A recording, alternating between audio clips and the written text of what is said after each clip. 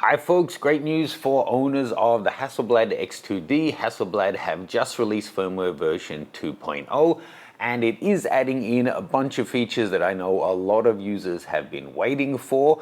Not all of them, and I have to acknowledge from the outset, so we head off the comments, yes, things that really I would argue should have probably been there since it was launched, things that we had in the X1D Mark II, but were omitted for some reason here. And no, it doesn't introduce everything that I know people were hoping for, including continuous autofocus, face and eye detect, things that were teased in the launch campaign, but we still haven't seen. But it is bringing some other nice updates. Now, those of you who have bought my Hasselblad Expert Setup Guide, I've already updated that guide with all of the different features that this guy is updating, what they are, how to use them, when you might want to use them, as well as how to actually do the firmware update. That's accessible in your dashboard right now. All of those updates come free of charge. And if you are an X2D user and you don't own the guide yet, please stop by the gift shop. There's a link in the description below.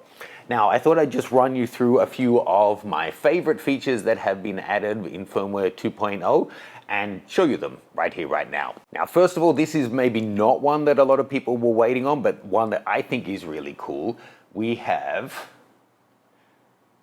some new crop modes. So the original 645, then we've got 4x5 letter, A4, kind of not inspiring stuff, but handy to have. You've also got 6x12, 16x9 for shooting thumbnails, that kind of thing, as well as X-Pan. Now, also something cool, you can have the masking all the way up. So for example, you see there, for example, so you're seeing the full overlay. I've just blown out the scene there so you don't see how messy my room is.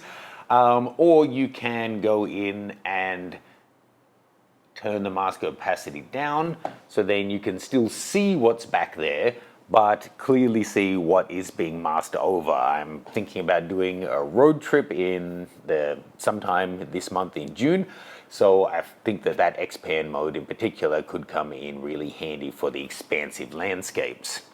Another thing that's been added that I really like here, which again you can already see here, is the live histogram. So as we're shooting, you can see the histogram as you're making your adjustments. It's something really nice to have. Not all cameras have it in live view in this kind of way, but at this price point you would expect it, and I'm really glad to see that we have it now. Another nice thing, you now have a manual white balance option to pick white balance off an image.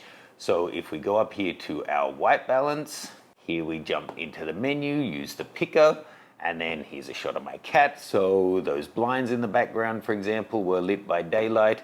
I could choose that, and then it's going to choose the automatic white balance there of 5157. So the next shot I take will be white balanced given the point that I just chose. Now, as well as improved metering in low light conditions and overall improved autofocus performance, there's a new option in Focus, which is quite handy, which is focus bracketing.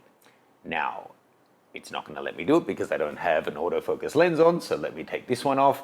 That's one thing that I hope we'll see in these new updates.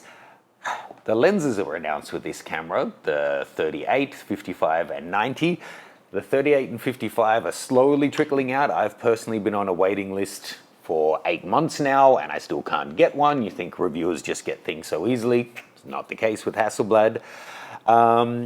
And the 90, I don't think they've shipped at all. So don't know what's going on there. It's a bit unfortunate. That's the one I'm most waiting for. Fingers crossed. So I am really just using adapted lenses, and I've got the 35 to 75 chunk of a zoom lens. Now, jumping in, you can now choose focus bracketing, and it gives you lots of options. So you can have the size of the step you want it to take. The number of shots can be anything from 2 all the way through to 1,000. Then you can choose for it to do that from your focus point and then move towards infinity from your focus point, or move towards you, or do it symmetrically from your focus point. And then what kind of countdown you want. So that's just set to 5 with a 5-second delay, for example. So let's grab focus. It's going to do its little countdown, then it will take the 5 shots with the delay that I had set it to.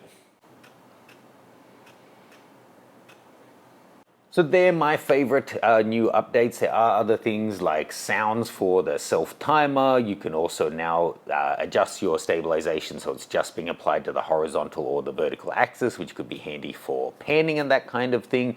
There's a few other minor updates in there as well. Do check out the setup guide below. If you're an X2D user, please leave me your feedback. How long have you been shooting it? What kind of things do you shoot and how are you finding it? I personally absolutely love this camera as a walk around. The only thing would be to get those continuous autofocus in there would be really nice. And I'm really hoping that those new XCD lenses are going to become widely available soon. Let me know your thoughts. I'll see you guys soon.